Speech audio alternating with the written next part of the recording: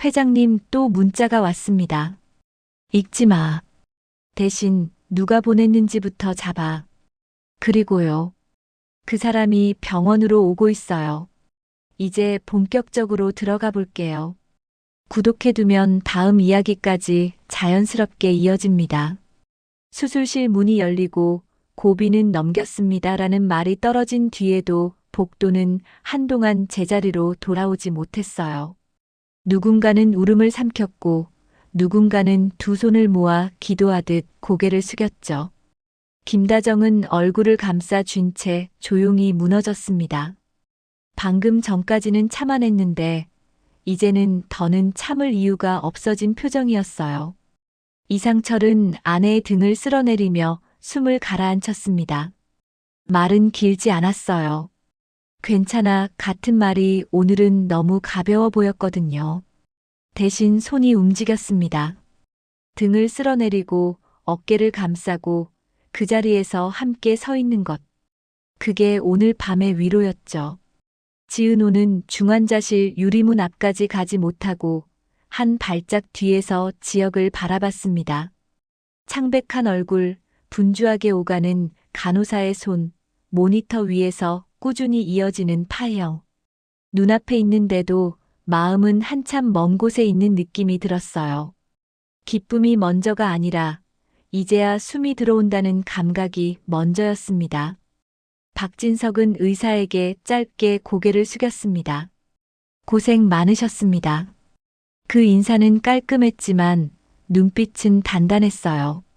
오늘 밤 그가 지키려 한 건 수술실 문 안의 생명만이 아니었으니까요. 공여자 가족의 두려움, 병원의 신뢰, 그리고 누군가 틈만 나면 팔아먹으려 덤비는 비열한 소란까지. 비서가 다시 다가와 낮게 말했습니다. 발신 경로는 우회 계정입니다. 계정 뒤에 돈이 오간 흔적 잡혔습니다. 박진석은 고개를 끄덕였어요. 그럼 끝내. 네. 다만 비서가 목소리를 더 낮췄습니다. 그 우회 계정에서 마지막으로 남긴 메시지가 하나 있습니다. 지금 병원으로 간다고요. 박진석의 시선이 중환자실 쪽으로 잠깐 이동했습니다. 그 안에 누워있는 건 지역이고 그 주변을 지키는 건 이상철과 김다정, 지은호였어요. 누구도 더 흔들리게 하면 안 되는 밤이었습니다. 병원으로 온다는 게 누구요? 박성재가 물었습니다. 그는 밤새 달려다니다시피 했는데도 얼굴이 무너지지 않았어요. 아버지 옆에 서 있을 때만큼은 더 단단해지는 사람이었죠.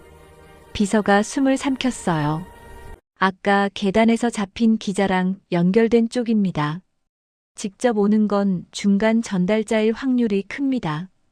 협박처럼 던지고 들어올 수도 있고요. 박진석은 잠깐 생각하다가 병원장에게 전화를 걸었습니다. 지금부터 중환자실 동선은 더 좁히십시오. 보호자 외엔 출입 막고 엘리베이터는 지정층만 열리게. 병원장이 놀라 되물었습니다. 회장님, 수술은 끝났는데. 박진석이 짧게 끊었습니다. 수술이 끝났다고 밤이 끝난 건 아니오. 그 말이 떨어지는 순간 멀리서 작은 소란이 들려왔어요. 안내 데스크 쪽에서 누군가 목소리를 높였고 경호가 뛰는 소리도 섞였습니다. 그리고 몇 초 뒤 보안팀 무전이 박진석 귀에 꽂혔습니다. 회장님, 1층에 이상한 사람이 들어왔습니다. 얼굴 가리고 박진석 회장 만나러 왔다고 합니다. 박진석이 눈을 내리깔았습니다. 혼자요? 아니요. 핸드폰 들고 있고요. 화면 켜져 있습니다. 생방송 같은데요. 생방송. 그 단어 하나만으로 공기가 달라졌어요.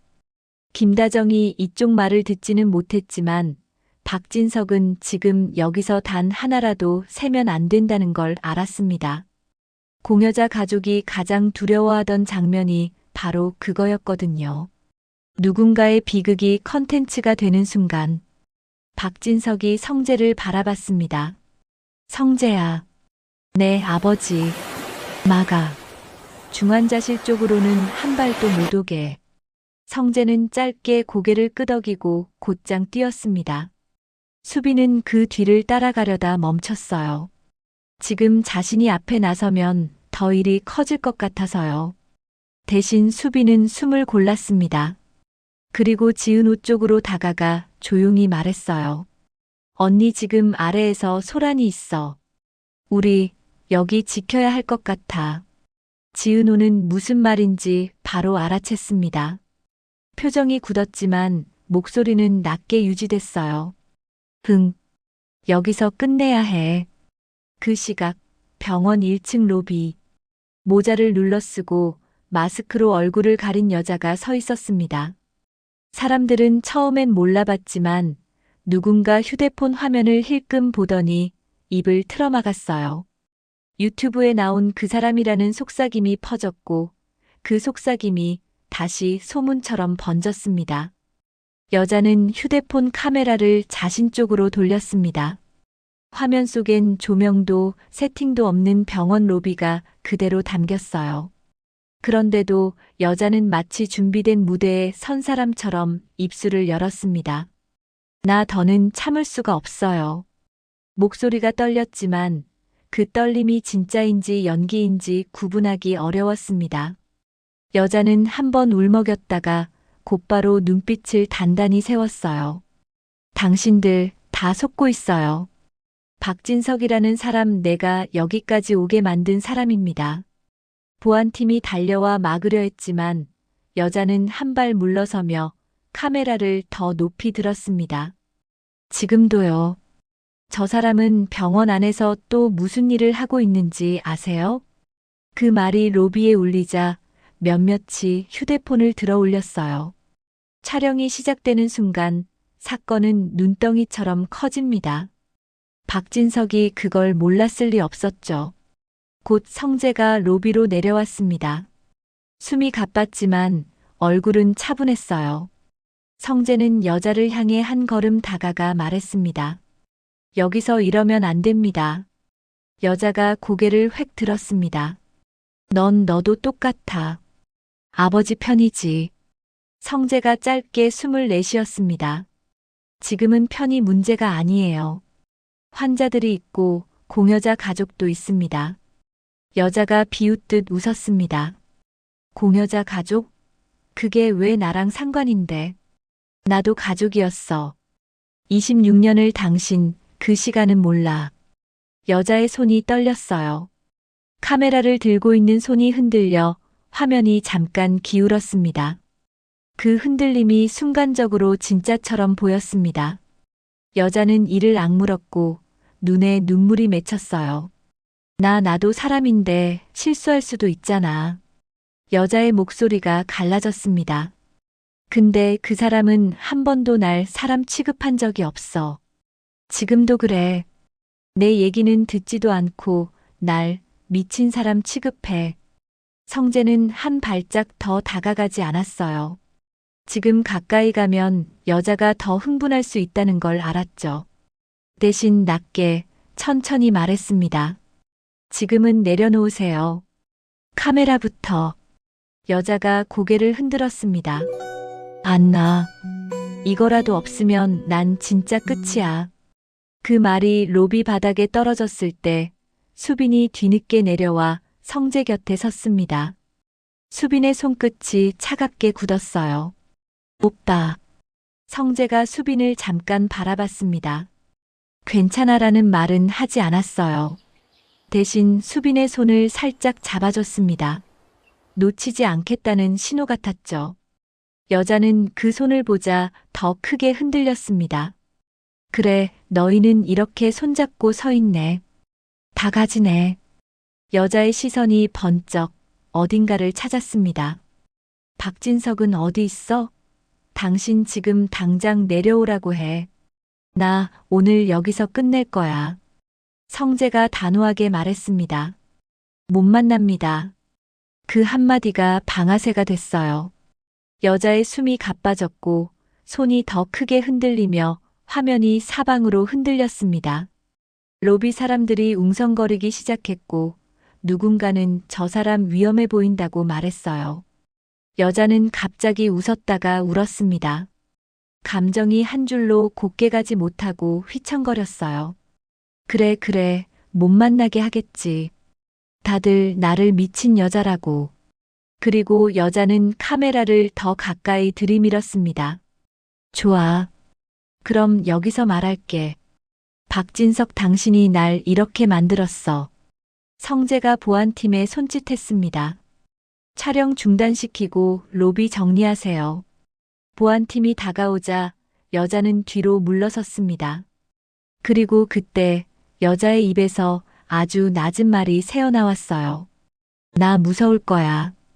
그 말이 너무 작아 카메라에도 잘 담기지 않을 만큼 작았는데 이상하게도 수빈은 그 말을 들은 것 같았습니다. 가슴이 철렁 내려앉았어요.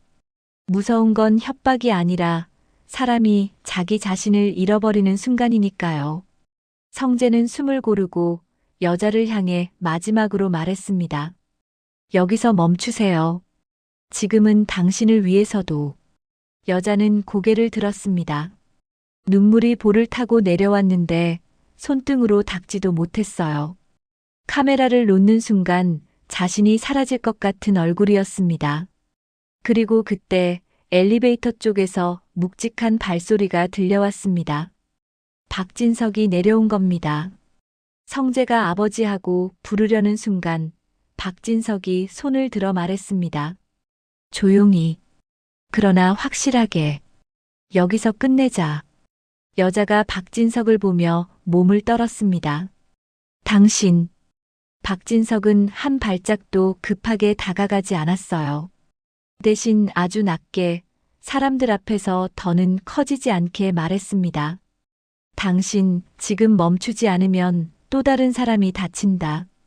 여자의 입술이 파르르 떨렸습니다. 나도 다쳤어. 박진석의 눈빛이 잠깐 흔들렸지만 곧 다시 단단해졌어요. 그래. 당신도 다쳤지. 짧은 인정이었습니다. 그런데 그 인정이 더 아픈 칼처럼 들릴 때가 있어요. 여자는 그 자리에서 무너질 듯 숨을 몰아쉬었습니다. 박진석은 마치 오래전부터 준비해둔 말처럼 이어갔습니다. 그래서 더는 여기서 못한다. 병원은 치료하는 곳이지 폭로하는 곳이 아니야. 여자가 웃음 섞인 울음을 터뜨렸습니다. 치료? 나를 치료한다고? 박진석이 고개를 끄덕였습니다. 지금은 그게 먼저다. 여자의 손에서 카메라가 흔들리다 툭 하고 아래로 떨어질 뻔했습니다. 그 순간 보안팀이 재빨리 다가갔고 로비 화면이 꺼졌어요. 생방송이 끊기며 로비의 소란도 한 박자 늦게 가라앉았습니다. 하지만 여자의 눈빛은 아직 가라앉지 않았습니다. 무언가를 끝내지 못한 사람처럼 끝을 잡지 못한 채 흔들리고 있었어요. 박진석이 낮게 말했습니다. 당신, 지금은 쉬어야 해. 여자는 울먹이며 고개를 저었어요. 이렇게 끝나면 안 돼. 박진석이 아주 짧게 숨을 내쉬었습니다. 그리고 성재를 바라보며 더 낮게 말했습니다.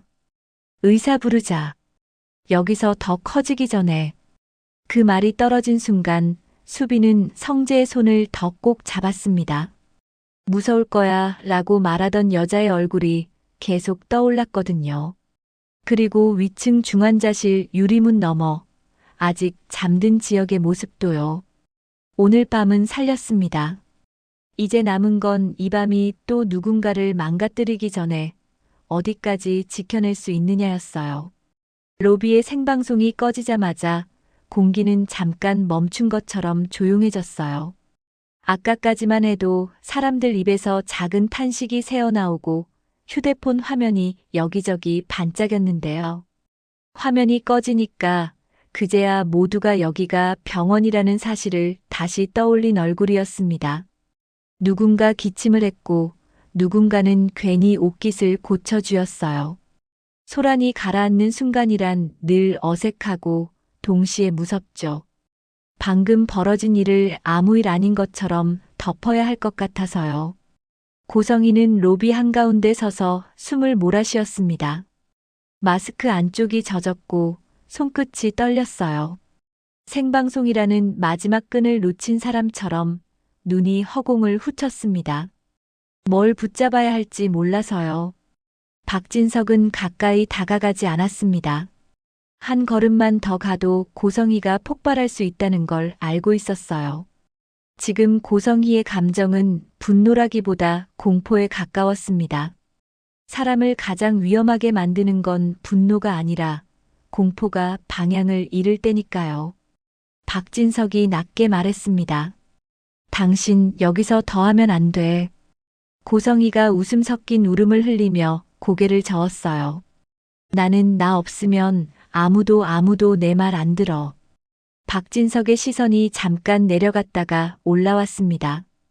내 말 들어. 지금은 당신이 뭘 알아?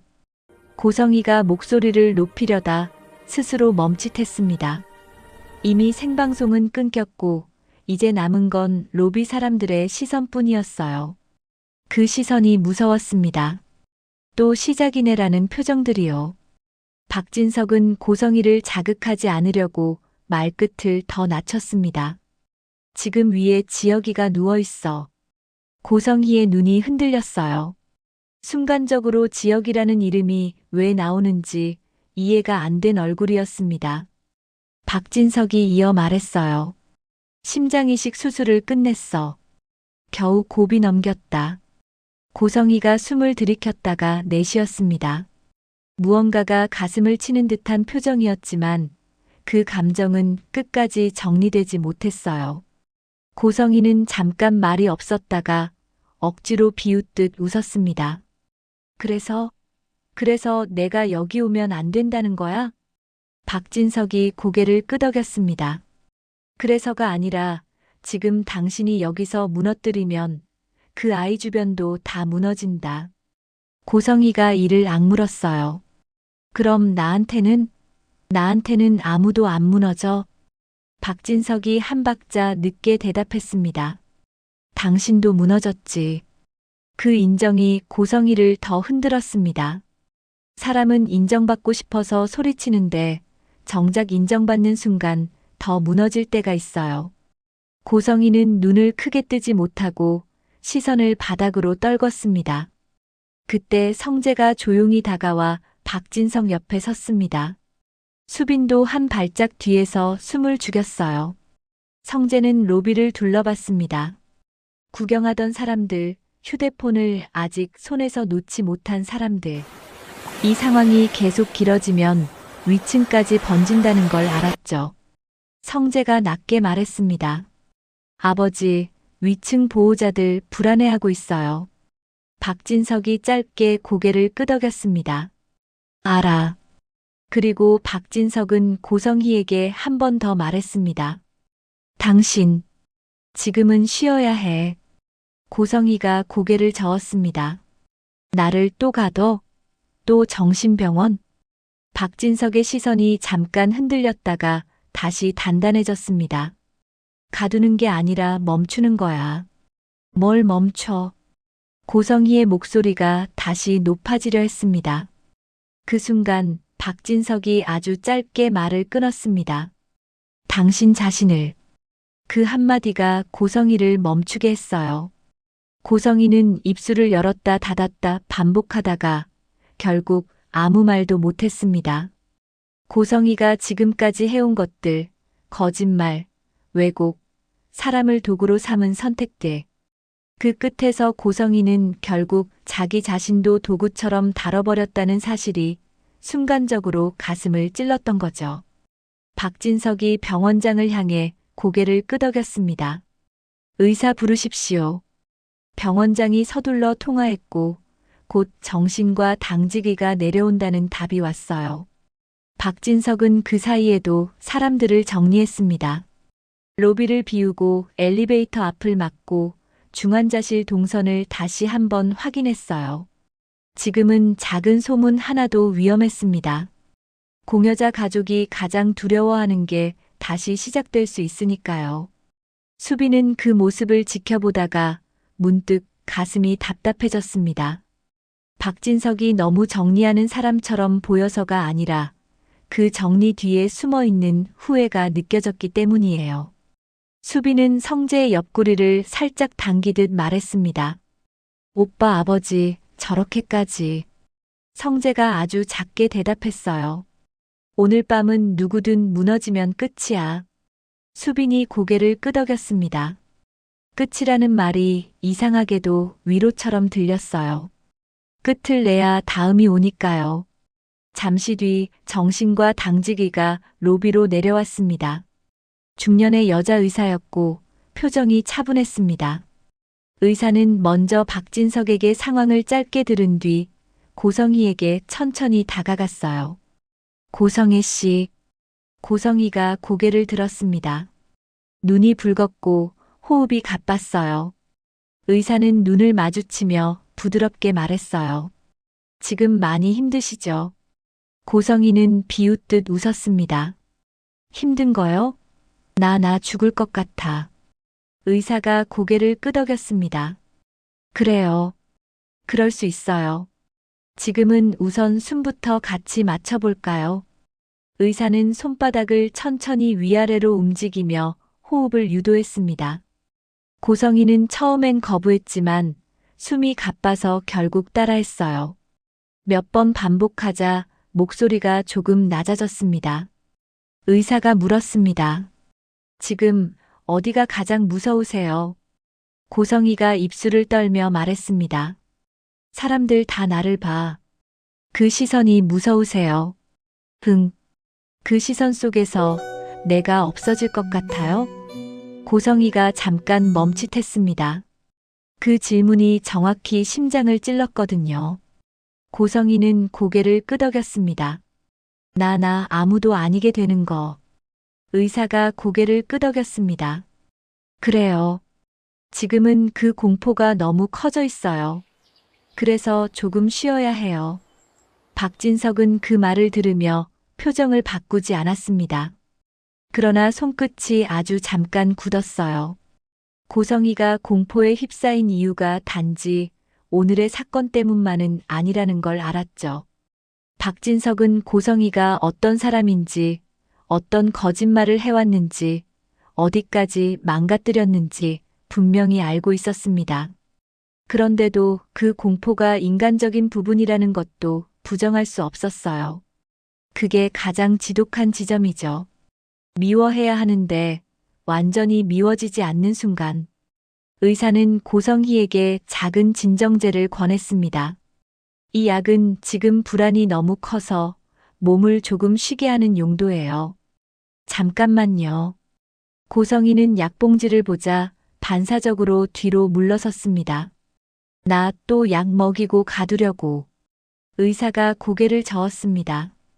가두는 게 아니에요. 지금은 멈추는 것이에요. 당신을 위해서요. 고성희는 멍하니 약봉지를 바라봤습니다. 그리고 아주 작은 목소리로 물었습니다. 나 진짜 미친 거야? 의사는 단정하게 고개를 저었습니다. 미쳤다, 정상이다, 그런 말로 정리할 수 없어요. 지금은 너무 힘든 상태예요. 그 상태에서 사람은 누구나 실수해요. 그 말에 고성희의 눈에서 눈물이 또 흘렀어요. 이번엔 분노의 눈물이 아니라 지쳐서 흘러나오는 눈물이었습니다. 고성희는 떨리는 손으로 약봉지를 받았습니다. 그리고 물을 받아들이켰어요. 약을 삼키고 나서도 고성희는 박진석을 한번 바라봤습니다. 눈빛이 원망인지 후회인지 살려달라는 건지 섞여 있었죠. 고성희가 숨을 골라 말했습니다. 내가 이렇게까지 할 줄 몰랐어. 박진석은 바로 대답하지 않았습니다. 그 말이 몰랐다는 면피인지 진짜 후회인지 판단하기 어려웠거든요. 박진석은 대신 더 현실적인 말을 꺼냈습니다. 이제는 여기서 멈춰야 한다. 고성희가 작게 고개를 끄덕였습니다. 그래도 나 혼자 두지 마. 그 말이 로비에 떨어졌을 때 성재의 눈빛이 아주 잠깐 흔들렸어요. 어릴 적부터 고성희에게 푸대접을 받았던 성재에게 저 말은 쉽게 연민으로 바뀌지 않았습니다. 그런데도 성재는 그 말을 듣고도 차갑게 돌아서지 못했어요. 그게 성재가 가진 어쩔 수 없는 인간적인 약점이었죠. 박진석이 조용히 말했습니다. 혼자 두지 않는다. 대신 더는 누구도 다치게 하지 마. 고성희는 눈을 감고 고개를 끄덕였습니다. 그날 새벽 고성희는 병원 내 단기 안정실로 이동하게 됐습니다. 감금 같은 모양새가 아니라 의료적 보호라는 형태였어요. 중요한 건 로비에서 더 이상 소란이 번지지 않았다는 것, 그리고 중환자실 쪽이 조용해졌다는 것이었습니다. 성재와 수빈이 엘리베이터를 타고 다시 위층으로 올라왔을 때 복도는 한층 조용해져 있었어요. 김다정은 의자에 앉아 있었고 이상철은 벽에 기대어 눈을 감고 있었습니다. 지은호는 아직 유리문 너머를 바라보고 있었죠. 수빈이 조용히 다가가 다정에게 말했습니다. 어머님, 아래는 정리됐어요. 다정이 떨리는 눈으로 수빈을 바라봤습니다. 정리됐니? 수빈이 고개를 끄덕였습니다. 흥, 더는 안 올라와요. 다정은 그제야 손등으로 눈물을 닦았습니다. 고마워. 그 한마디가 수빈의 가슴에 따뜻하게 내려앉았어요. 수빈은 무너지지 않으려고 고개를 더 깊게 끄덕였습니다. 그때 중환자실 안에서 간호사가 나와 말했습니다. 보호자분, 잠깐 들어오실 분 한 분만요.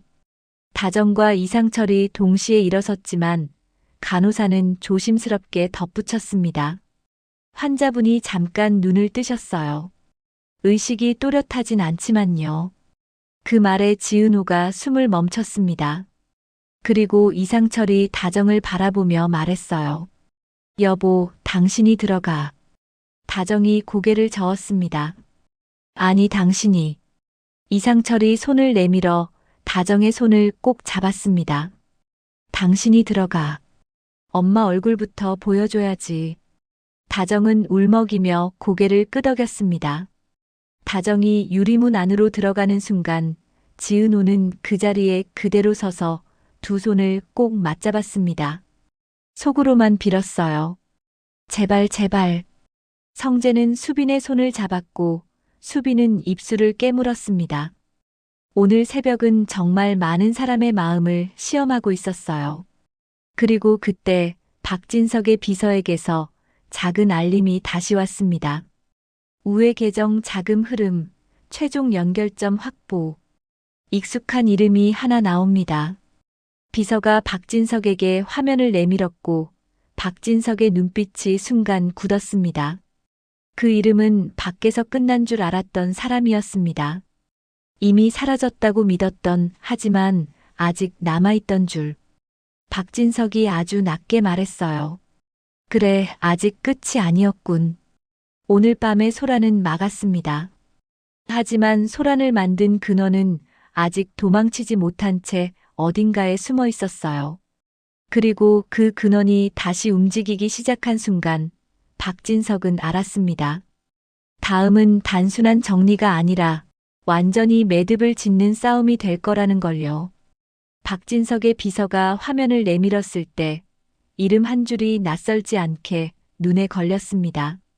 새 인물이 아니라 이미 한 번 소란을 키우려다 꺾였던 줄이었어요. 고성희가 예전에 생방송 판을 벌였을 때 그 판을 더 자극적으로 키우려 달라붙던 사람. 정의를 말하면서 결국은 조회수와 제보비를 주려 했던 쪽. 비서가 조용히 덧붙였습니다. 병원 로비에 들어왔던 그 전달자가 이쪽 계정으로 돈을 받았습니다. 그리고 그 돈이 저쪽으로 올라가요.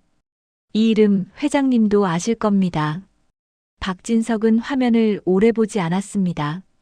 눈빛만 단단해졌어요. 증거 보존. 네. 그리고 오늘 밤 일로는 병원에 흙 한 톨도 묻히지 말자. 비서가 고개를 끄덕였습니다. 기사화되기 전에 끊겠습니다. 박진석은 병원장에게도 바로 전달했습니다. 수술과 무관한 외부인이 치료구역을 흔들려 한 정황, 생방송으로 환자 동선이 노출될 뻔한 상황, 공여자 가족을 자극할 만한 유출 시도까지. 병원장이 한숨을 삼켰습니다. 회장님, 이건 업무 방해로도 갈 수 있습니다. 박진석이 고개를 끄덕였어요. 가야지요. 오늘은 넘어가면 안 됩니다. 그 말이 떨어지는 순간에도 위층 중환자실 문은 조용히 닫혀 있었습니다. 김다정은 안으로 들어가 지역의 손을 잡고 있었어요. 손끝은 아직 차가웠지만 그 손이 가만히라도 잡혀 있다는 사실만으로 마음이 내려앉았습니다. 다정은 목소리를 낮췄어요. 지혁아 엄마야.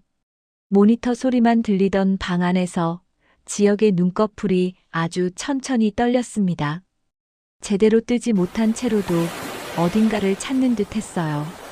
다정은 숨을 고르고 한 번 더 말했습니다. 여기 있어. 엄마 여기 있어. 지혁의 입술이 미세하게 움직였습니다. 소리가 될 듯 말 듯한 숨 사이로 아주 짧은 단어가 새어나왔어요. 엄마. 다정은 그 자리에서 울음을 터뜨리지 않으려고 입술을 깨물었습니다. 울면 지혁이 더 놀랄까 봐요. 대신 손을 더 꼭 잡았어요. 엄마. 다정의 눈물은 조용히 턱을 타고 흘렀고 그 눈물은 이상하게도 뜨거웠습니다. 문밖 복도에서 기다리던 이상철은 유리창 너머로 그 장면을 보고 시선을 돌렸습니다.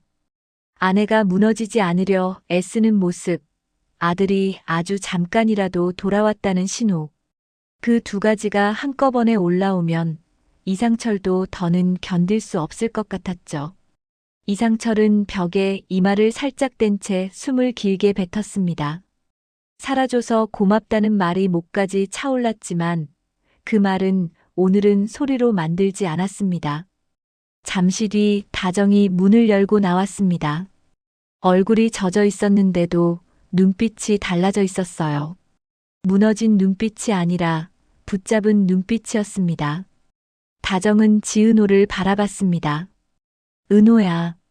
지은호가 한 걸음 다가왔어요. 네, 어머님. 다정이 잠깐 망설이다가 말했습니다. 잠깐 너도 들어가서 손만 잡아줄래? 그 한마디에 지은호의 가슴이 뻐근해졌습니다. 다정이 너를 불러준 게 오늘 밤 지은호에게는 작은 허락처럼 느껴졌거든요. 지은호는 고개를 끄덕였습니다. 지은호가 침대 옆으로 다가가 손을 잡았을 때 지혁은 다시 눈을 감고 있었습니다. 그래도 손끝이 아주 약하게 반응했어요. 꽉 쥐진 못해도 놓치진 않겠다는 정도로. 지은호는 속으로만 말했습니다. 돌아왔네. 그리고 그 말 뒤에 더 많은 말을 얹지 않았습니다. 지금은 말보다 숨이 먼저였어요. 새벽이 더 깊어지기 전에 로비 소란을 만들었던 전달자는 병원 밖으로 분리되었습니다. 카메라는 압수됐고 계정과 돈의 흐름은 법무팀으로 넘어갔어요. 병원 안엔 정리됐다는 말이 돌기 시작했는데 그 말이 사람들을 더 안정시키는 게 느껴졌습니다. 오늘 밤은 더 길어지면 안 되는 밤이었으니까요. 단기 안정실로 옮겨진 고성이는 침대 끝에 앉아 한동안 움직이지 못했습니다. 약이 퍼지며 어깨가 조금 내려오긴 했지만 눈빛은 여전히 어딘가를 붙잡고 있었어요. 누군가 들어올까봐 혹은 아무도 안 들어올까봐 두려움이 양쪽에서 동시에 밀려오는 얼굴이었습니다. 문이 열리자 고성이가 고개를 들었습니다. 박진석이 들어온 건 아니었어요. 간호사였습니다. 약 드셨으니까 조금 쉬셔야 해요. 고성이가 작게 중얼거렸습니다. 당신 나 혼자 두지 않는다면서. 누구를 향한 말인지 분명하지 않았지만 그 말의 끝에는 분명히 사람이 있었습니다. 고성이도 결국은 누군가에게 기대고 싶었던 거죠. 기대는 방식이 너무 뒤틀렸을 뿐. 박진석은 복도 끝 창가에 서서 새벽빛을 바라봤습니다. 밝아오는 색이 조금씩 번지는데도 마음이 가라앉지 않았어요. 오늘은 막아냈지만 이런 밤이 또 오지 말란 법은 없었습니다. 그래서 박진석은 결정을 하나 더 꺼내들었습니다. 성재에게 짧게 말했어요. 성재야, 네, 아버지. 오늘은 여기서 끝냈다. 내일부터는 뿌리부터 정리하자. 성재가 잠깐 눈을 내렸다가 고개를 끄덕였습니다. 박진석은 덧붙였습니다. 그리고 수빈이는 내가 따로 부르마. 성재의 표정이 아주 미세하게 바뀌었습니다.